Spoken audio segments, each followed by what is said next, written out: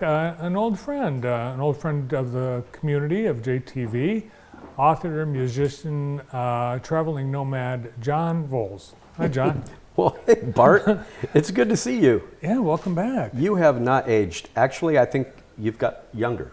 Well, there's these pills I take. Tell me about them, please. Well, you haven't aged either. You look the same. Well, and that's I good. mean that. When I first saw John today, I thought, wow, he doesn't look a day older than when he left. It was 8 years ago. 8 years. Wow. Yeah. So you were at West Winds, and everyone was bummed when you picked up and moved west. Yes. What'd you do? Well, we moved out west for a job and to be close to our parents, and the job tanked, train wreck. So we opened up a restaurant 6 days before COVID. Oh no. Oh yeah, it's fantastic timing. So we tried to make that thing work and sold everything we had and poured it into there, and it didn't work. So we sold the house. It's kind of our last card to play, and moved full time into a 30-foot Airstream. And when we sold the business, we hit the road. So we live on the road full time in a 30-foot Airstream. Well, that sounds like a dream for a lot of people to Yeah. just be able to go all over. Anybody can do it. Just lose everything you have and hit the road. It couldn't be easier. Yeah, you're an adventurer, and Yes. you love to camp, and you'll do anything. So it really doesn't surprise me that you've taken this next step. Yeah. Well, we're trying to hit all the national parks in our travels too. So we work as we travel, and there's 63 U.S. national parks, and we've hit That 40 many? of them. Oh my gosh. Yeah, it's great. Well, we have Sleeping Bear Yep. in Michigan, Yeah. and Yeah. the Pictured Rocks is. I think both of those are national lake shores, Oh, okay. technically. Well, maybe you could do all the national lake shores too. Yeah. Well, I've got at least 2 down then. I've seen both of those. Well, one of the jobs that you have is an author, and a few months ago, You have a copy of I it. do. I actually paid for it Why, thank because you. I was anxious to read it. And this book has been out, 3 months maybe? It came out in November. Yeah. So I heard about it because someone told me that there was a little story about JTV in here, and there was. But Brandon was disappointed you didn't mention JTV Oh, by no. name. Yeah. Yeah. Well- Because it wasn't a bad story. Well, I didn't ask permission to tell this story, so right? If I would have put the name in there, I had to ask permission. But I played a little game where I told stories, and I hoped that people would stumble upon them. So, haha, my plan worked. It did. It worked very well. But it was a neat thing about it's kind of what you're doing now, really going on a limb, taking a risk, Yeah. and just like going for it. Yeah, absolutely. I mean, nothing ventured, And right? Nothing gained. it's really a series of stories, adventures. It's inspirational. What's your goal with the book? Well, for years, people have been asking me where my ideas come from. I consider myself an idea person, a creative, always, making something. And I love that about life. And people used to ask me, and I'd say, well, what do you mean? I don't understand the question. You just get ideas. Doesn't everybody have ideas? And I found that not everybody considers himself an idea person.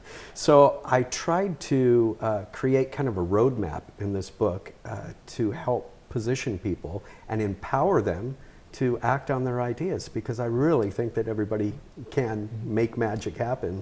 Maybe they just need a little hand-holding. Well, the story about your experience with JTV, we asked John if he would write a jingle for one of our video clients, a big company in Chicago, and they kind of, straight-laced and, traditional, and you came up with something that was out there.